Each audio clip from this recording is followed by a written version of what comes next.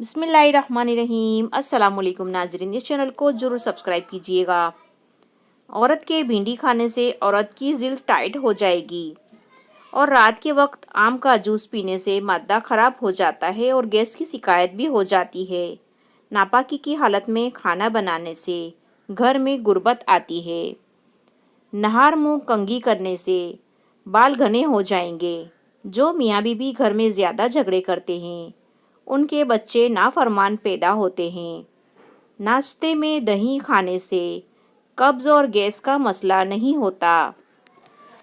3 सब्जियां ऐसी हैं जिनके खाने से 40 साल का बूढ़ा मर्द भी 20 साल जैसा जवान हो जाता है।